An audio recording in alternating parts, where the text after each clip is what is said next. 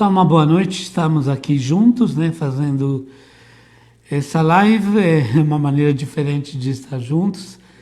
A gente tem costume de trocar os olhares, né, de viver na empatia, esses momentos, mas vamos tentar aprender hoje, tentar fazer. A gente está aqui com toda a nossa simplicidade, mas desejo de estar juntos, né? A gente chama isso de mundo virtual, na verdade nós somos verdadeiros. Eu sou verdadeiro, vocês são, então estamos juntos, de uma maneira diferente, mas estamos juntos. Bom, primeiramente, agradecer a todos que mandaram mensagem, né, e tudo mais. Eu voltei dia 13, né, dia 13 desse mês, era uma sexta-feira 13, mas não ligo para isso. E desde então já recebi, né, a disposição de fazer meu isolamento, como chegava do exterior, e praticamente estou lá até hoje e vou continuar, porque agora a orientação de ficar em casa é geral para todos. Realmente um tempo e jamais teria imaginado de passar por isso. Muita gente pergunta, a minha mãe está bem, meus irmãos, sobrinhos, cunhados, amigos, enfim, em relação ao norte da Itália, que nos traz todo dia números assustadores de contagiados, de pessoas entubadas, de pessoas falecidas, realmente na minha terra a situação é muito, mas muito diferente.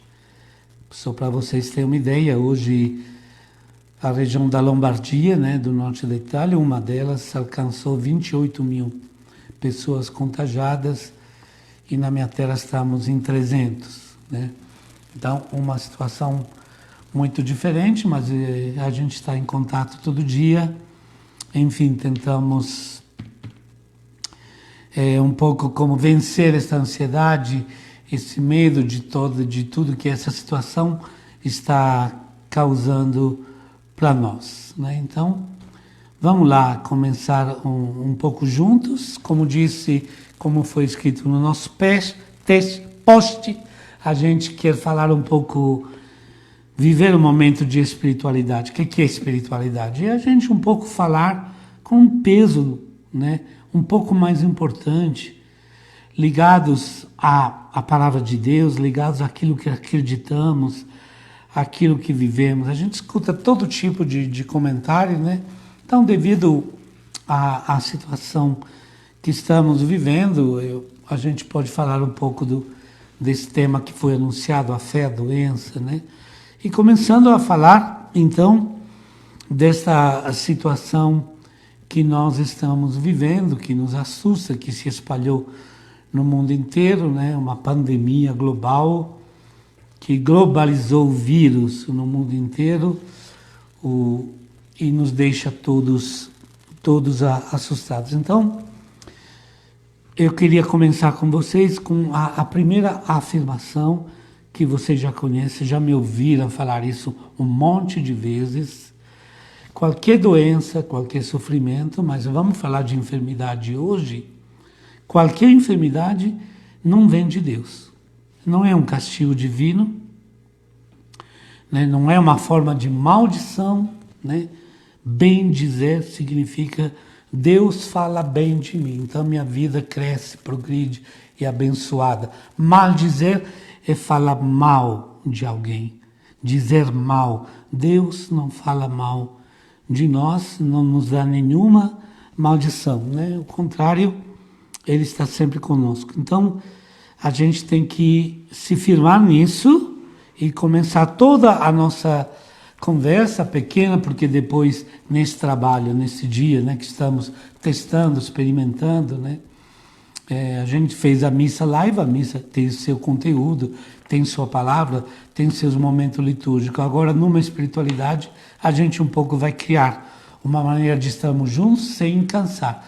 Portanto, é muito importante, você, enquanto eu falo, já deixar a sua pergunta, claro, dentro, né, desse assunto, daquilo que vou falando, e a gente interagindo, tendo certeza que a gente vai passar aqui meia hora, 40 minutos numa conversa boa que se torna importante para todos nós. Então, primeiro ponto, repetindo, a doença não vem de Deus.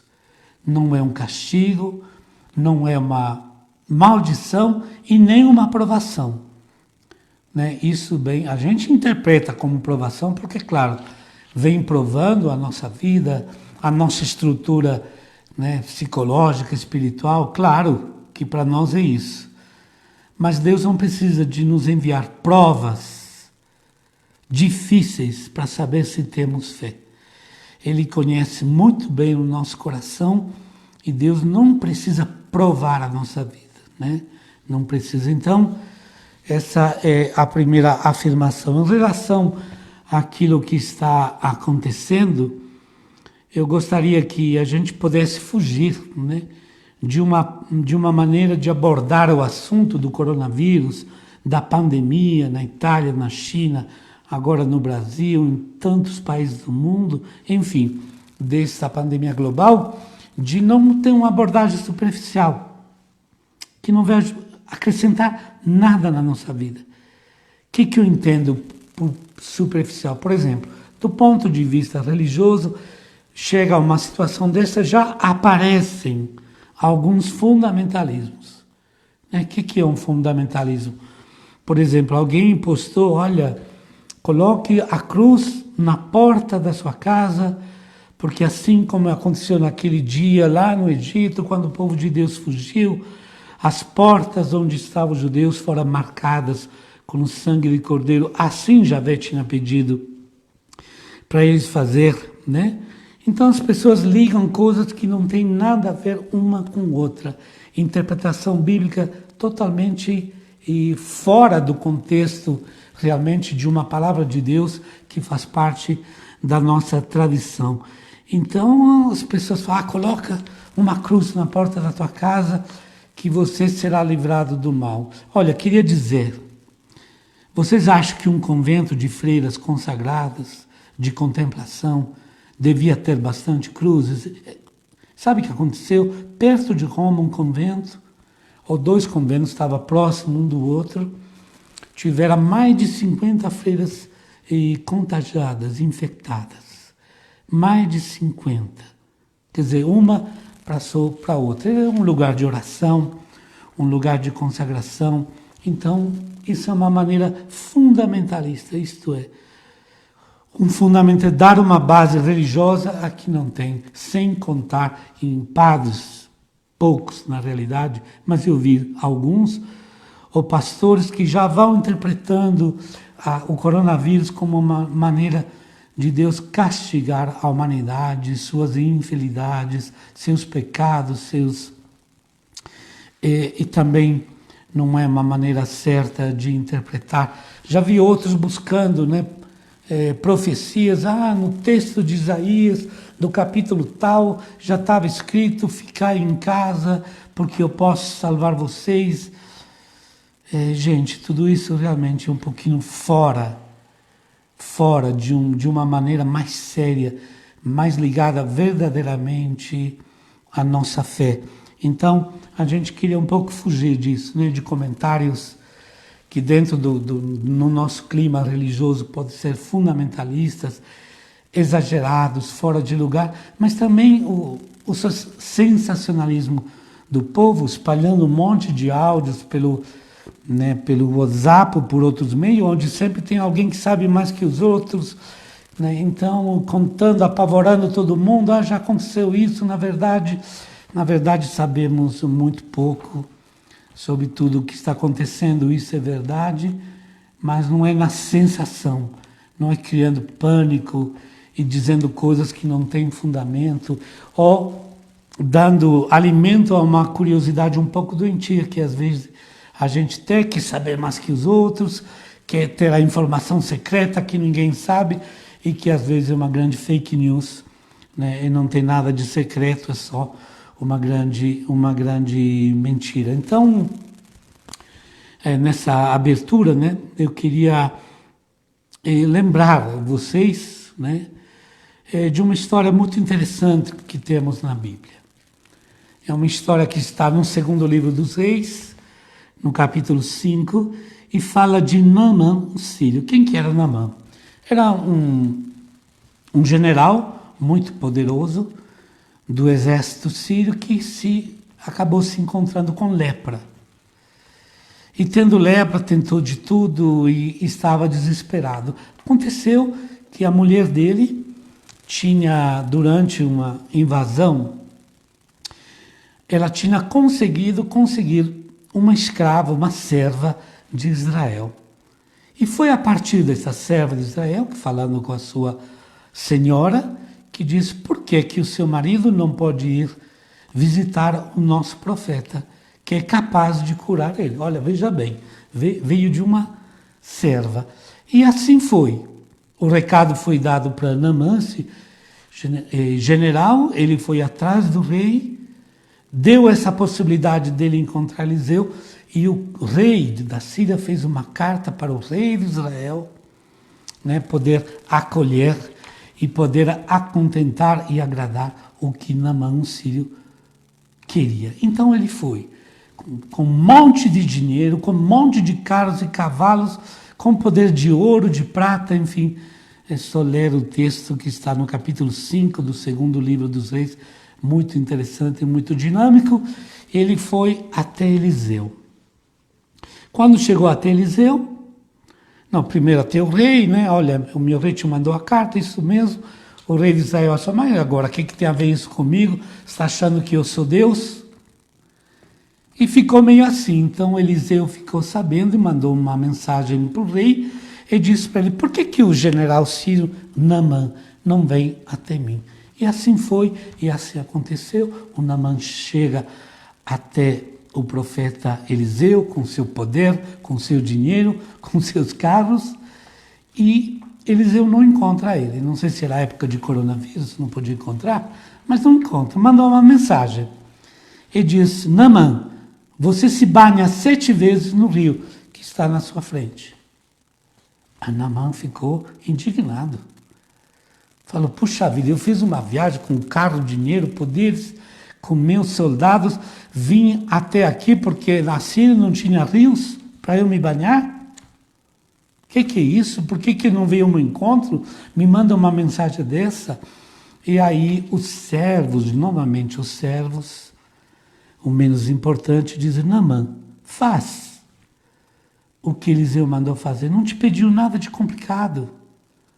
Não te pediu nada de difícil. Faz. Bom, ele estava já desistindo, mas ele ouviu essa voz dos seus servos e banhou 7 vezes.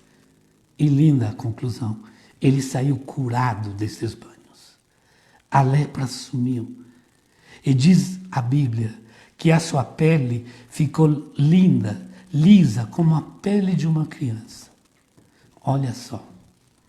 E aí, Naamã, mesmo sendo sírio, não diz que o Deus de Israel era um Deus forte, diz que era o único Deus verdadeiro. Então ele, da resistência, da dúvida que teve, fazendo um gesto muito simples, ele chegou nisso. Sabe por que eu estou falando nisso? Porque às vezes nós buscamos caminhos complicados, como disse antes, queremos grandes revelações, grandes sacrifícios, mas nós hoje estamos recebendo um convite muito simples: ficar em casa. Hoje alguém me escreveu: padre, está difícil, essa quarentena, está difícil, nossa, padre, está difícil. Falou: pensa naquele que está na cama de hospital. Com certeza para nós é mais fácil. Não está pedindo nada de impossível. Difícil, fora do nosso costume. Mas olha só, Papa Francisco cancela, antes de todas as nossas dioceses aqui no Brasil, ele, e antes de muitas dioceses italianas, ele já havia cancelado todos os eventos da Semana Santa no Vaticano. Um momento grandioso que sempre o Vaticano viveu, que o Papa celebrou, ele abriu mão, como aconteceu aqui, com a orientação dos bispos de muitas dioceses, inclusive a nossa, e as autoridades, que nesse momento temos que ouvir que para nós nos trazem o bom senso, a prudência, a ciência, o conhecimento e, portanto, a vontade de Deus. Deus vai nos ajudar nesse momento, mas nós precisamos, caminhar no bom senso. Por isso que eu acho muito importante, é muito bonita essa história de Naamã, sírio, que não queria fazer algo muito simples, se banhar 7 vezes. E nós também, então, podemos encarar com um espírito de fé, com um espírito de sabedoria, de bom senso, acatando aquilo que nos é pedido também pelas nossas autoridades, tanto religiosas como do nosso governo, e acatar isso. E essa já é uma atitude que tem que ser, que tem que ser verdadeira e que nos mostra a maneira que, às vezes, que o nosso Deus tem de caminhar. Não é sensacionalismo.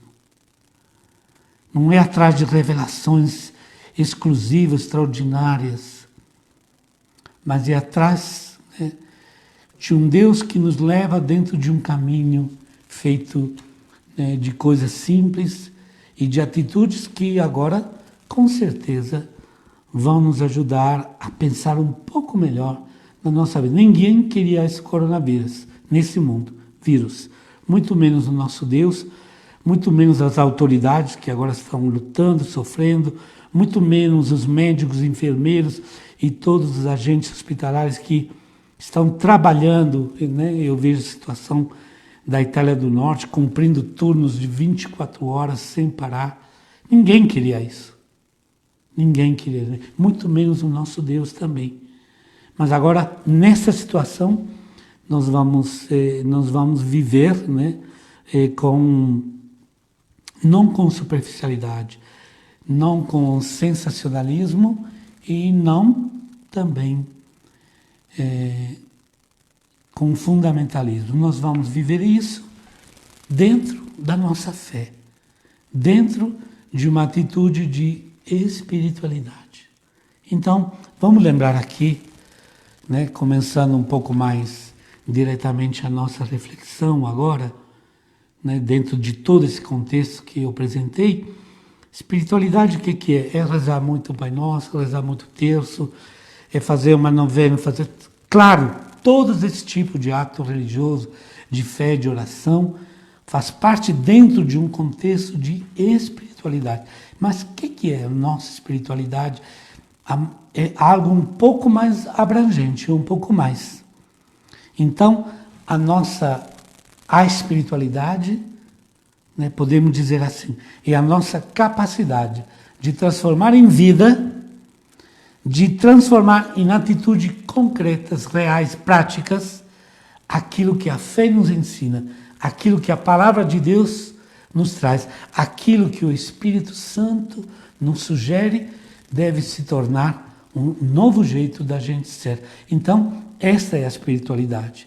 A partir da verdade, da revelação, da iluminação do Espírito Santo, eu transformar minha vida, eu moldar o meu jeito de ser, o meu jeito de tratar o próximo, o meu jeito de ajudar o pobre, o meu jeito, então, no tema de hoje, de enfrentar uma doença, uma enfermidade, uma ansiedade, uma angústia, à luz da palavra de Deus, certo? Então, isso é muito importante, A espiritualidade, então, é uma atitude, é uma maneira de ser. Não é aquela fé que me toca simplesmente na superfície, que eu me lembro algumas vezes no ano que eu tenho essa fé, ou que eu me lembro dela só o dia que coloco o pé dentro da igreja. Não, é algo que me molda e faz com que a minha vida, a minha maneira de ser, o meu jeito de me relacionar, o meu jeito de julgar as coisas, de julgar o que é certo, o que é errado, tudo isso é moldado dentro da fé, dentro da luz do Espírito Santo, dentro da revelação que recebo pela palavra de Deus, como ontem Jesus disse, respondendo a quem questionava se aquele cego era cego de nascença, por culpa dele, ou dos seus pais, ou dos seus avós. Jesus disse, não, ninguém deles, ele é cego porque ele agora para manifestar a obra de Deus, tá certo? Então, esse seria o nosso primeiro passo. No caso, se chegar alguma pergunta, eu já posso até responder para vocês, se vocês têm alguma curiosidade. Então, continuando, o que a gente, então, numa situação de enfermidade, numa situação de doença, falo para vocês, alguém que hoje vai fazendo 63, que com 19 anos quase morreu por causa de uma enfermidade que me tirou dos campos de futebol, me jogou meses e meses e meses numa cama de hospital, por muito tempo, inclusive em coma, e depois continuei uma história que eu sempre digo, não tive mais um dia na minha vida, depois daquele início, com plena saúde, sem precisar de remédio e de cuidado, sem enfrentar alguma dificuldade. Então, o que tudo isso nos ensina? O que essa pandemia, em lugar de buscar sensacionalismo, pode nos ensinar? Eu acho que todo mundo está percebendo, todo mundo está vendo. Essa pandemia está mostrando a nossa pequenez. Está mostrando um mundo que se achava todo poderoso pela sua economia, os grandes países do mundo, hoje talvez de um lado os Estados Unidos e de outro lado a China, com produções gigantescas, sempre buscando riqueza, riqueza, riqueza, brigando pelo comércio, por isso, por aquilo, grandes fundos, enfim. Esse homem que somos nós, essa humanidade que se acho ainda, né? Todo poderosa, ela se vê por algo invisível, por algo tão pequeno que a gente nem enxerga, por algo que nem é um ser vivente. O vírus não é um ser vivente, é uma molécula que vem causando um estrago tão grande, um medo tão grande, uma angústia tão grande. Em tantos países do mundo, hoje estão dizendo, quase todos estão sendo afetados. Então, assim como agora, de uma maneira geral, mas também na vida pessoal. Uma enfermidade, uma notícia, né, difícil de encarar, um diagnóstico complicado, mostra toda a minha precariedade, toda a minha fraqueza, toda a minha pequenez. Mostra que não somos tão fortes, poderosos como nos sentimos. Somos pequenos e a nossa vida às vezes está apendurada assim, a equilíbrios muito, muito pequenos há momentos. A gente está assustado com isso que está acontecendo. Eu só vou dizer aqui algo que fui pesquisar, porque fiquei curioso, no bom sentido, de saber. O Brasil tem 300 mil falecidos por ano devido a ataques cardíacos e AVC. O Brasil tem 48 mil pessoas por ano que morrem de pneumonia. Lembrando que o vírus de hoje causa, na forma mais grave, uma pneumonia grave.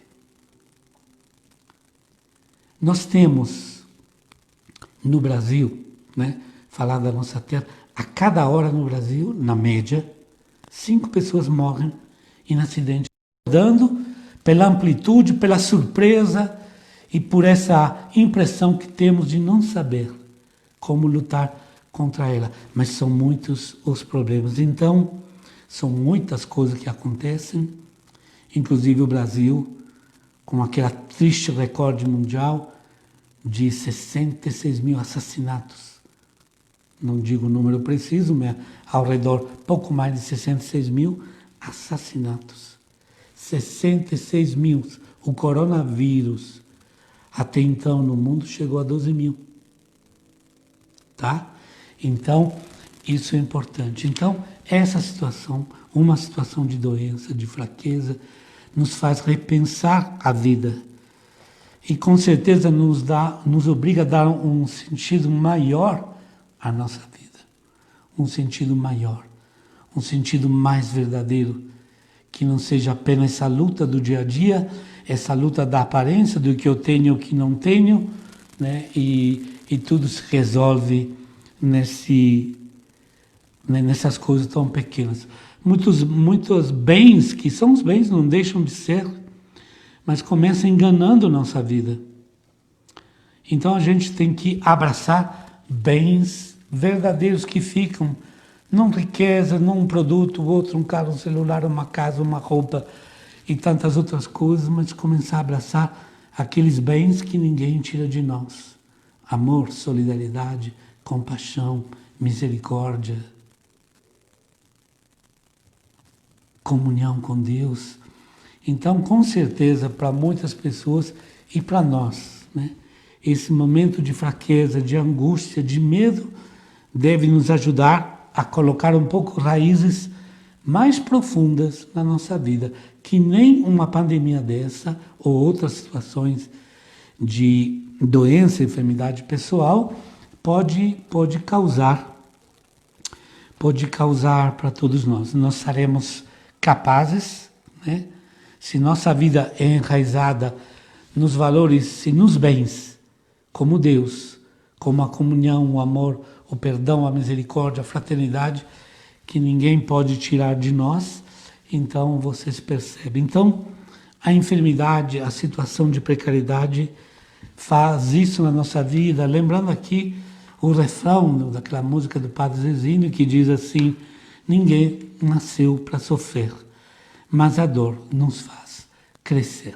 Então, sofrimento não vem de Deus, sofrimento não é prova de Deus, sofrimento não é maldição, e ninguém nasceu para sofrer, e o nosso Deus, no caso, sofre com a gente, mas não é Ele o autor do nosso sofrimento. Claro, muita injustiça, muito crime, muito pecado, muita violência traz um sofrimento enorme na humanidade, que é fruto do pecado do homem, mas não no sentido que porque por causa do pecado Deus manda castigos. Não, é consequência direta de atitudes insanas, egoístas, violentas, que acabam fazendo tanto mal para nós. Então, isso seria, né, essa primeira parte. A gente então deveria se recolher, sabe? Se recolher em momentos de oração, de silêncio, aproveitar essa quarentena que vivemos, esse tempo que vamos ter, e realmente entrar nesse clima de espiritualidade, de trabalho espiritual e de conquistas interiores, nos questionando realmente onde que está enraizada a minha vida. Onde que eu estou apostando minhas fichas? O que eu acredito que vai ser felicidade na minha vida? Onde que eu estou buscando essa felicidade? Então, um momento, sabe, realmente de pensar isso e de crescer com isso. Então, dentro desse momento de reflexão, esse momento de medo, de angústia, repito que hoje é geral, mas poderia ser um momento pessoal, como, né, algumas pessoas da nossa comunidade viveram nesses últimos tempos, anos. Acompanhamos o Calvário, o percurso dolorido da Marta, que acabou de falecer, que não podemos nem participar, né, do seu velório, do seu enterro. Então, seja essa história geral que agora estamos vivendo todos, mas mesmo em maneira pessoal, que eu possa ser atingido pela fraqueza do meu corpo, por um diagnóstico duro, difícil, que a gente tenha aquela força, não de ficar brigando com Deus, acusando Deus, ou dizendo coisas insensatas, mas me recolher mesmo com toda a energia, com toda a consciência do meu ser, e colocar essa minha vida na amizade com Deus, me sentar com Ele, e saber dizer para Ele: meu Deus, estou aqui com medo dessa doença, desse diagnóstico que me deram, me ajuda a lutar pela vida, meu Senhor, meu Deus, eu sou pequeno, eu sou fraco, mas Tu és a minha força. Então, Veja bem, de um momento difícil, de um momento de crise, que oportunidade que podemos ter, se não ficamos numa atitude superficial, da gente realmente crescer na fé. Crescer na fé. E aí vi, então, a oração, né? Essa possibilidade que a fé nos dá, da oração, que é a nossa maneira de estar com Deus. A gente confunde muito oração com pedido, com implorar, ou até queremos, né, rezar, sei lá, para conseguir o quê? Não precisa conseguir nada a não ser a maior riqueza que é a oração. Estar com Deus. Estar junto com Ele. Entrar em comunhão com Ele.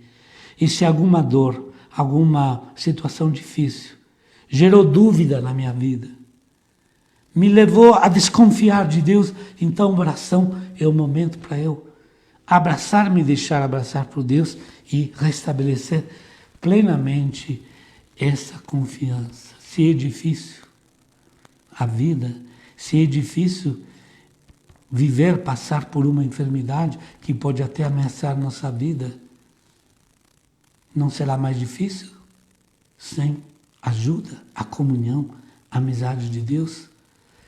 Vamos fazer do maior amigo que temos, daquele que deu a vida por nós e que dá a vida por nós.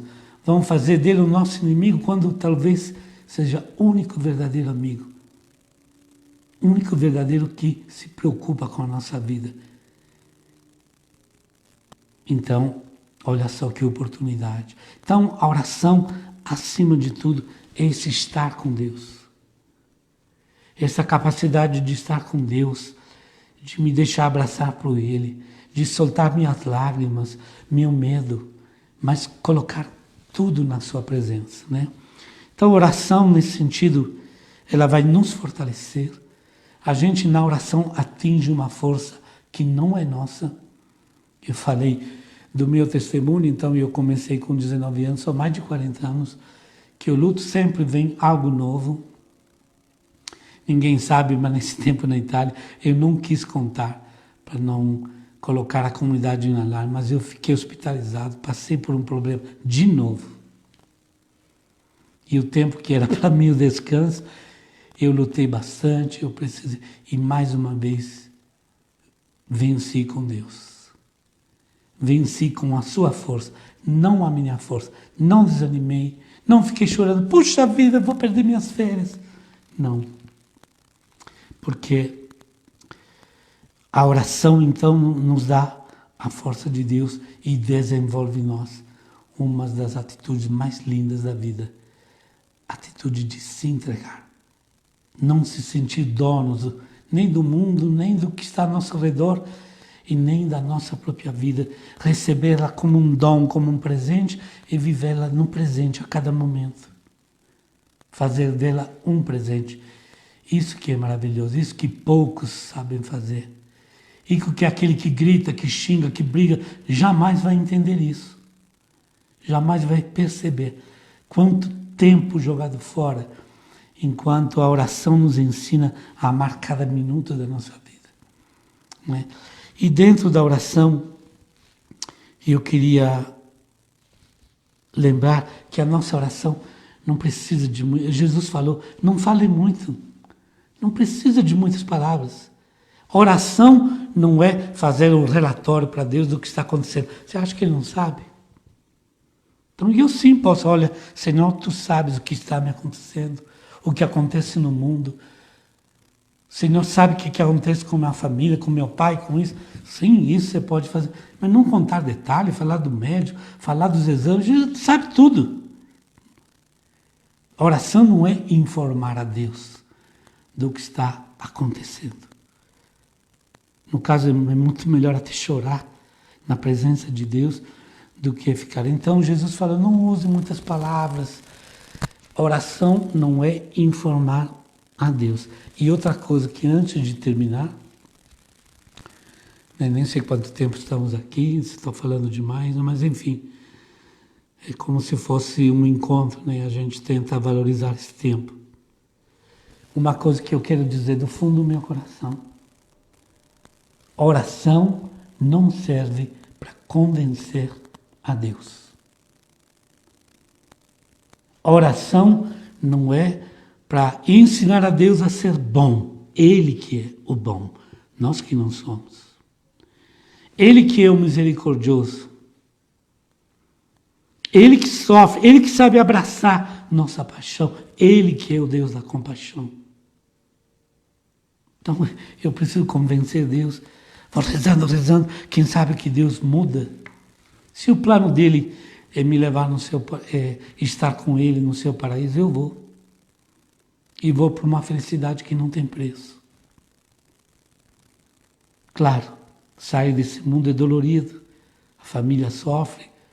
Se sofre, mas eu confio nesse Deus. Então, oração não serve para convencer. Vamos fazer uma corrente. Sim, corrente de oração, porque nós possamos estar com Deus, para que nós possamos ter juntos a força de Deus na nossa fé, na nossa vida. Mas não é uma petição de assinaturas. Quem sabe que Deus se comove, quem sabe que Deus, a gente sabe, para voltar no assunto do início, Deus não interfere diretamente nos fatos da humanidade. Deus não trava terremoto. Deus não para a mão do assassino, não tira a arma do assassino, a violência do estuprador. Deus não tem uma intervenção direta nesse mundo. Ele resolveu intervir junto conosco, com seu Espírito, dando a nós a força de sermos igreja, presença dele nesse mundo. Mas nós sabemos, e tanto tempo de história nos mostra. Então, queridos, é isso aí. A gente não reza para convencer Deus a ser aquilo que Ele já é. Talvez eu reze para me convencer, eu, a ser melhor, a ter mais confiança em Deus, a ter mais amor pelo meu próximo. Isso que é fundamental. Então, essas são algumas atitudes que a gente pode desenvolver nessa hora do grande desafio que é uma enfermidade, nessa hora de grande desafio que é uma dor. Aprender a viver isso com Deus. E São Paulo chega a dizer algo que é um desafio gigantesco, completo na minha carne, aquilo que falta ao sofrimento de Cristo. Primeiro eu sempre me perguntei, São Paulo, mas faltou alguma coisa ao sofrimento de Cristo? Mas eu posso participar dessa cruz. E não é a palavra de Jesus, quem quer me seguir. Então, a dor, o sofrimento, não é uma maldição, pode ser uma cruz que eu posso oferecer por amor. E como o amor de Cristo foi capaz de redimir todos nós, também o amor que nós podemos viver e transformar aquela dor, não numa revolta, não numa sequência de palavras sem sentido ou de acusações sem sentidos, mas eu posso transformar isso realmente numa doação, numa força de amor. Quantas famílias eu vi se reunindo, voltando a ter unidade, voltando a ter aquela harmonia, aquela força familiar ao redor de um momento difícil, de enfermidade de alguém da família, como é verdade que quando falta fé, quando se age de maneira impulsiva, com superficialidade, com frases, aí a família às vezes ela realmente se desestrutura, porque não teve a capacidade de viver aquele momento, da maneira que deveria ser. Portanto, é uma das experiências mais importantes da nossa vida. É o momento da enfermidade, da fraqueza, hoje todos juntos, isso que tem aquela capacidade de dar angústia, medo, por até onde vai essa coronavírus, como vem, quem que está na minha frente, enfim, mil e mil perguntas. E ainda mais, então, nós temos que ser adultos na fé e temos que ter essa capacidade, então, de viver nesse momento, com a força da nossa fé, com a luz do Espírito Santo e a nossa capacidade de estar com Deus. Quem reza de verdade está em comunhão com Deus, nunca será derrotado. Nada pode nos derrubar, nem a morte, que São Paulo desafia, ele grita: cadê a tua vitória? Cadê a tua vitória, a morte? Então, tá aí.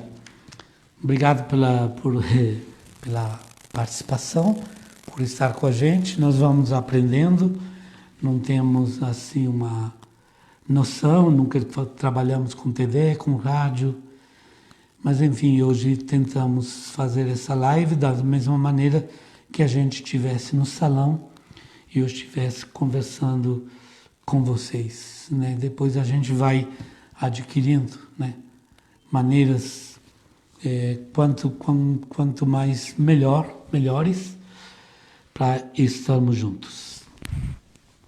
Certo, 40 minutos só. Certo. Quer falar mais alguma coisa?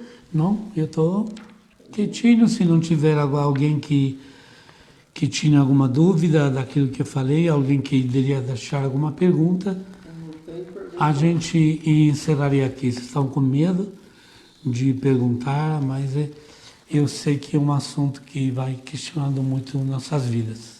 Tem uma pergunta só que a gente teve, não é muito relacionada ao tema, mas se o senhor puder esclarecer, o Alexandre perguntou se nesse período, por não poder ter a comunhão física, a comunhão espiritual tem o mesmo valor?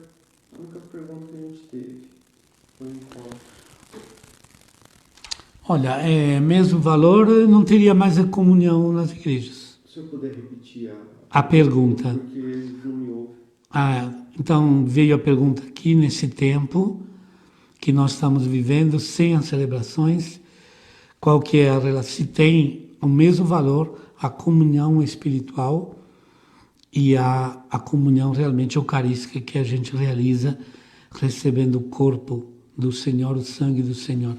É claro que as coisas são diferentes, é claro que a igreja jamais chegaria a essa situação se não fosse necessário. Como o nosso Deus é um Deus de misericórdia, em relação àquilo que nós fiéis, que você fiel, que a sua família, que você pode fazer, sendo impedido de receber a comunhão, né, da Santa Eucaristia, do sacramento, do pão e do vinho, a comunhão espiritual.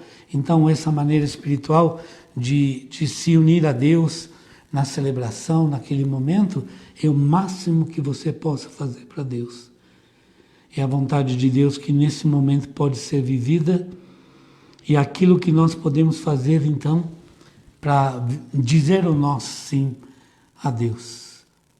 Nesse sentido, depois, eu não saberia te dizer, mas entendo que, às vezes, uma comunhão, que estamos chamando física, mas não é física, do sacramento, da hóstia, feita durante uma missa que você participou pouco, e você chegou àquela fila da comunhão, às vezes, um pouco distraído, um pouco para fazer, um pouco levado pelo costume, já voltou no seu lugar, não teve nem capacidade de interiorizar.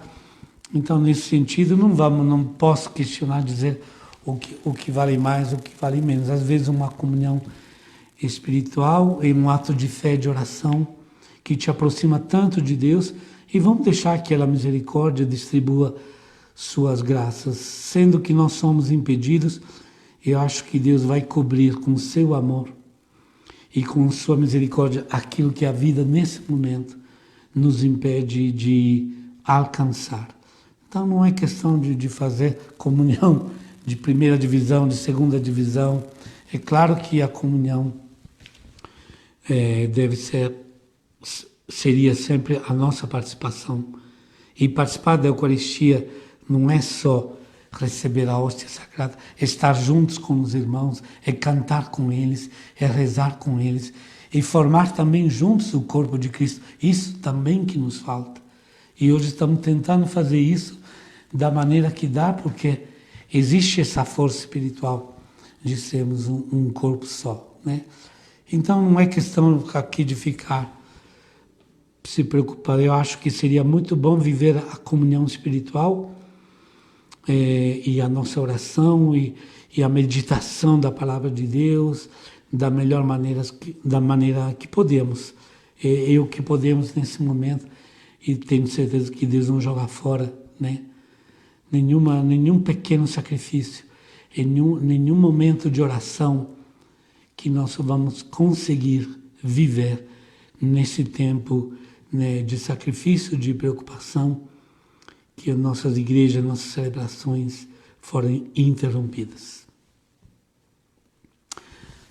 Tá bom então? Então a gente deixa um abraço aqui, espero que não fugiu todo mundo durante a conversa, que alguém resistiu até o fim, né? Não temos costume de fazer esse tipo de coisa, né? De fazer desta maneira, mas espero que possa ter ajudado e a gente vai preparar outros momentos.